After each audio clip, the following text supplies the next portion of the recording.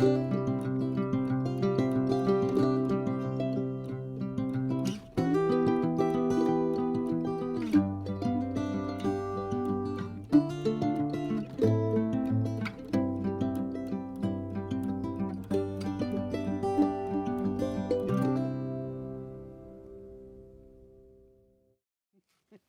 Yes. thank you so much for the chance to be here. A beautiful early summer day. Could you begin by introducing yourself? Sure. My name is Ann Luginbuhl, and I am a teacher at Charlotte Elementary School. When did you start at Charlotte? 1985.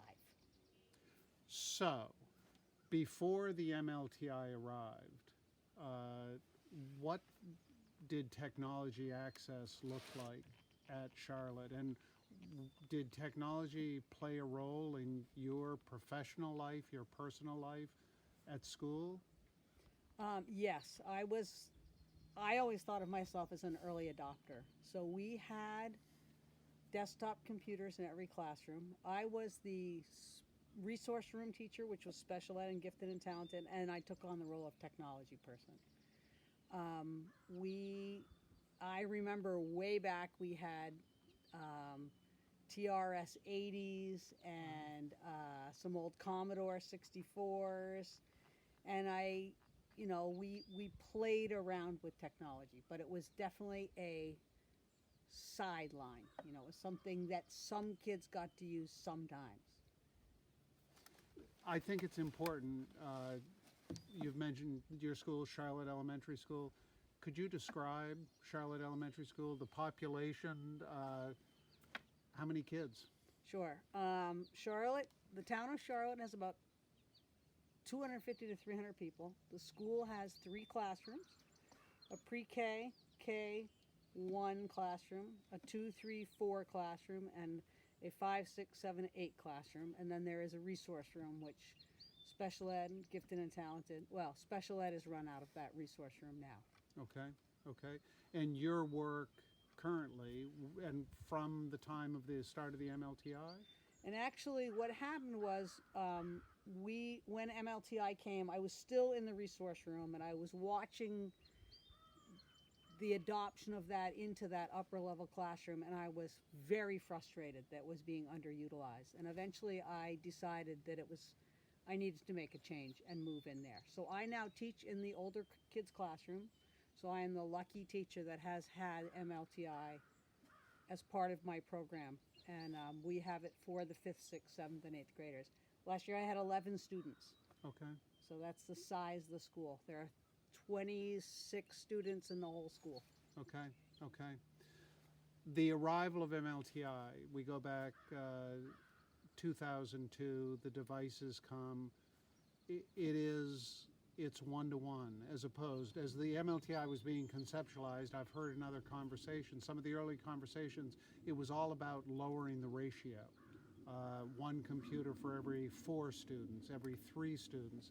Seymour Papert spoke up and made clear to Angus and Duke at the time that it had to be one to one. From your perspective, does one to one make a difference? All the difference. From my perspective, one to one makes all the difference. Because the machines are the kids. They perceive that those computers are theirs. They perceive them as a tool that belongs to them. They have adopted it into their entire toolbox.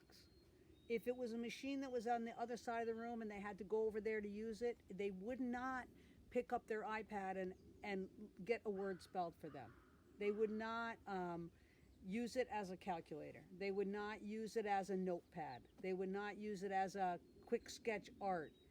It's completely different that it's one to one, and they perceive it as their machine that they take home. Our kids take them home every single night. I require them to take them home and bring them back every single night. They go home every single day. They come back.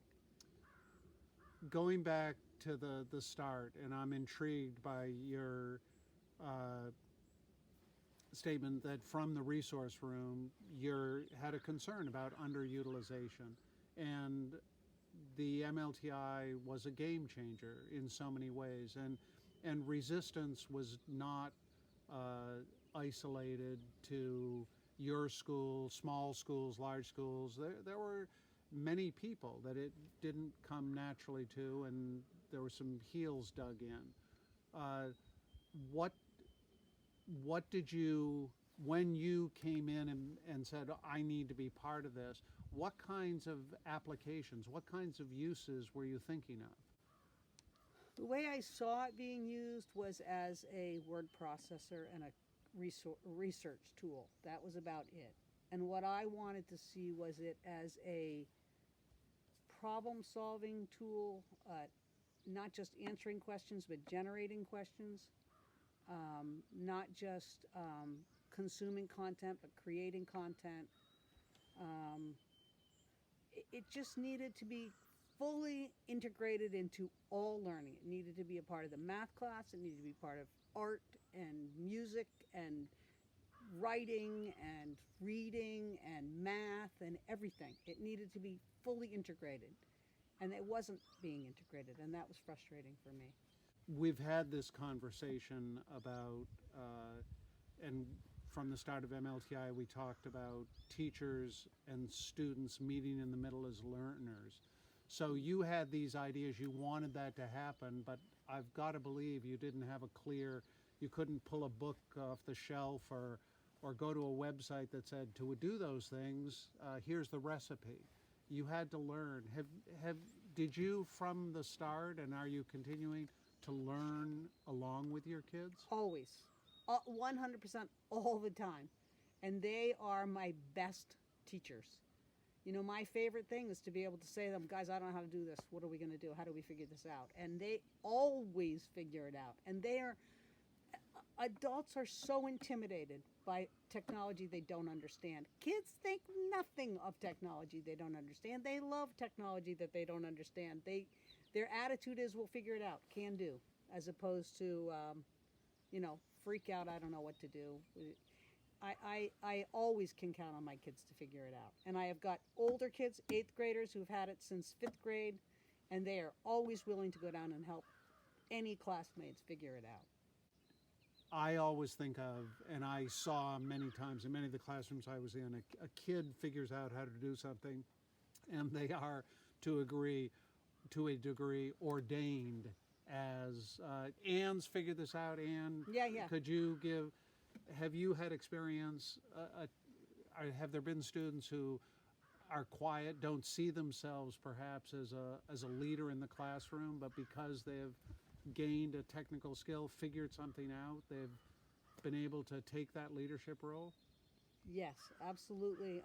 I especially see sometimes girls have been empowered because they quietly, the boys are, now I'm being sexist, the boys are loudly and enthusiastically figuring something out and wanting to share and everything, and meanwhile a girl has come up with a really elegant solution, and they're, with a little bit of encouragement, they're the ones that people are going to figure that out. So yes. Become an asset for the school. You've described some of the pieces you have kids creating. I know, in fact, recently, this wasn't early on, but your kids published a book a year or so ago. Mm-hmm. Could you share that story? How did it come to be? We've actually done 2 of them. The first one we did was on Charlotte history. We interviewed the elder people in the town. They told stories. The kids then rewrote those stories, and we illustrated the book and published that, and we called it Our Story or something instead of history. And then the next one, we worked with an author through Island Readers and Writers, mm-hmm. an author and illustrator, and she took the kids to Moosehorn and taught them to do sketches and take nature notes, and then they wrote a story. They wrote a creative story, whole school, older kids and younger kids, and they illustrated it, and then we had it published. Does publication matter? To the kids, I don't think it really mattered. I think the fact that they could create it mattered. I think a lot of adults really loved that it was published. Their parents did, their grandparents, the kids, I guess the kids thought it was pretty cool to hold the book in their hands. Yeah. But I think the actual creation of it was really what mattered to them. Yeah. Who, professional learning, if we go back to the start of the MLTI in the original, there were content meetings. In the original MLTI, iBooks, everybody got iBooks, those Apple devices. So when you went to a session, everybody had the same device. Yeah. What was the value of that? I thought the value was that, number one, it was easy for MLTI to come into all kinds of different conferences. The Gifted and Talented Conference, the Mammal Conference. That was one big thing. And it was easy to find professional development that applied. But the other thing is that it allowed people, our colleagues from other schools, for there to be this organic professional development among peers. You know, people would come up with something neat that they were doing at a school, and it was very easy to get that information from them and spread it out organically. The same way I see in my classroom, one kid finds something very interesting and, you know, unique, a solution, and that spreads among the class. We call it letting it go viral, you know, and that happened. You know, every school in this area had the same devices. So we could easily have small meetings among teachers from schools just down the street, and we were using the same devices, and we could share ideas. Nothing big, nothing fancy, but, oh, did you know you could do this? Or my kids came up with this idea in the classroom. Have you tried that? And it really, I think that was very effective and profound professional development. Directly transferable. Yes, and it spread far and wide, and I don't see that happening so much anymore. Yeah. The capabilities, consumption and creation, both critically important to your mind? Very critically important. Creation is, I think, that's when you move into the higher level thinking skills. You know, it's one thing to be able to find information and just regurgitate it, but to synthesize it, analyze it, and then come up with something new from that. That's the highest level thinking skills. And by creating new content, by taking information you've learned, you found and learned, and then creating new content, that's where you really get profound learning. Did you came out of that resource room setting into the classroom. You hope to encourage others so that you're not the only one making use of the device in support of student learning. How have you helped others see the value of make better use? Well, we spread iPads throughout the school, so we have them in the 3 through 5 room, 2 through 4 room, and the youngest classroom. I think my students have been very helpful. I see teachers will turn to my students to ask for help to solve problems in their own classrooms. I hope, sometimes I feel I get so caught up in my own thing and my own work that I don't do a good enough job spreading it. But I think teachers see what my kids are doing, and then that spreads. Did the experience, we're just coming out of the pandemic year of 2020, halfway through 2021 now, the MLTI helped prepare to get through the pandemic year, or how did Charlotte deal with the pandemic? We were in school almost all year long, but what it did for me, last spring, we were out, and I moved my entire curriculum online, everything, and I did most of my direct teaching through video. So when we came back to school, you know, where I teach such a large number of kids, age, a diverse span, group. right, that instead of pulling a group of kids up to my table, which I couldn't do anymore because we were not allowed to sit that close, Sure. I created video content for them. So I would say, all right, it's time for math. Go into Google Classroom. You'll find your assignment. There's a video for today's lesson. And then everybody just sat at their desk with their headphones on and watched the video that I had made. So everybody was receiving instruction at the same time. I got about a 15-minute quiet moment at the beginning of class where I might grab my lunch or something, where they all watch their videos. Then they get their books out and begin working on their assignments. And those videos were specific by need. They weren't all watching the same video. No. I have 4 math groups. So each one of the kids in the group, each group had a different video. And another thing I've got to ask, there are lots of videos out there on the web all ready to go. Were these videos of you? I started by taking videos off the web and the kids didn't like them. So I started making my own videos on the weekend, which is a big time commitment. And so next year, all my videos are made for each lesson. I guess I can think of why I think that would be important. Why is it important that it's you? Well, it's directly tied to the book. I know the kids really well. They are used to my style of teaching. And I just used Explain Everything. So it wasn't my face, it was the whiteboard and my voice. But it was your voice. It was my voice. Remember the RCA ads? His master's voice? Oh, yeah, his master's voice. Heard to their teacher's voice, and yeah. Knowing you as I do, there had to be some of your attitude. Oh, there yeah, had to be some humor. Oh yeah, no, we had my cat would show up in the videos, and you know, there would be jokes that were related to one kid or another. Yeah, definitely. And that's what matters. Yeah. And luckily they're all there because the time was huge to make videos all weekend long. That's what I did on the But weekend. as you say, you now have I those have an created. archive. They're all archived. Which means you've got the content. Right. And a kid says, well, I've watched the video. In fact, did you have any kids watch them twice? Or did you ask them to go back and watch it again? Usually they didn't really like watching them that much. Yeah. They'd rather have me talk to them. Yeah. So they'd finish watching the video and they'd start in on their assignment. And then I got busy. Yeah. I don't get how to do this. I need to go back. I didn't get this. Yeah. And the first thing I'd say, did you watch the whole video? Yeah, I watched it. I said, well, how come you didn't do these problems that are embedded in the video? Oh, I guess I missed those. So then I'd say, okay, go back and finish watching the video. And there it was. And there it was. Rather than taking everybody's time to say, okay, everybody sit down. I've got to go through this again. Right. Right. It was there again. Yeah. So that worked really well. And also, like reading, we couldn't have reading group. We read either in groups that read different books, and they can't come together and discuss, which has always been a big part of it. So I would give them an assignment.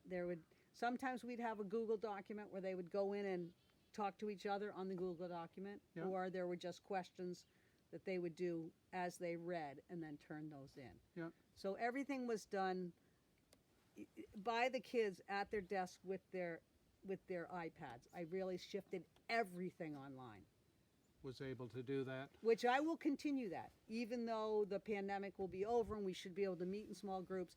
That kids learned it better by having the headphones on their heads, watching it. It was like I was teaching each of them individually. I know when I bring them together in the groups, this one's noticing that one's getting it and they're not, and now they feel stupid because that kid gets it and they didn't get it and they weren't paying attention and they were daydreaming, and now we've moved on too far. And in the video, they can just go back and watch it again. Everybody saw it. The creativity, I know from conversations you and I have been an important thing. Is there something over the years, one example of something somebody has made? The books were a class effort, but has there been an individual effort, an ability that came clear through creation, whether video or drawing? I know you're using iPad, so many. I had at one of the MLTI conferences, one of the first student presenters was one of my students who was so good at digital art that he presented on using I don't even know which program it is, one of the digital art programs. Yep. His art is upstairs in one of those bedrooms. You'll have to poke your head in. Yep. I had some of it printed. I had a student that made a beautiful iMovie about making Passamaquoddy baskets with her grandmother. I had a special ed student make a beautiful video about his uncle, it would be his great or great uncle that was killed in World War II, and it's always been this family story. And he got his grandmother to sit down and tell him about this bombardier who flew out of Alaska to Japan to bomb Japan, and they got shot down, and they never really know what happened to him. I mean, that was a kid who had really limited skills, and that was really stands out. I can still hear that kid saying, "And my uncle," and he said the guy's name. It was really, really amazing. And valued not only by you as his teacher, Oh, by himself, but his family. Oh, his family was absolutely amazed by that. It was amazing. So many kids and so many special, wonderful talents and abilities. That came clear Through that. empowerment of the device. Yeah, and the presentations that they have to make at the end of the year, talking about, they did their portfolios digitally this year for their parents, for student parent conferences, instead of, having stuff all over the desk. This is my math book, this is my, I made them curate their things, and, I want 4 or 5 slides on each subject, materials that you want to share with your parents. So they just did keynotes and went through. And the MLTI was this innovation of the first degree. It moved the education ground, not only here in Maine, but literally informed the world. Another innovation at some point of that same level will come to education. What advice would you give to to an education community the next time an innovation like the MLTI comes along? Oh, embrace it and listen to the young people and let them lead. Don't be afraid to let the young people lead, the students, the young innovators. Don't be. I was lucky that I was fairly young when it happened. I'm not young anymore, but I want to believe that, and I watched many veteran teachers really struggle, that they didn't know how to do it, and they were afraid that the kids would understand stuff that they didn't understand. And that's a death sentence. Embrace it, and embrace the fact that the kids are the ones who will lead. The young people are the ones who will lead. What a wonderful opportunity for the kids to be the experts and to see themselves as the experts, and to get out of the way and let them lead us. That's what I would say. Good advice. Thanks very much, Anne. Yeah. I appreciate the chance to have had this conversation. Thank you.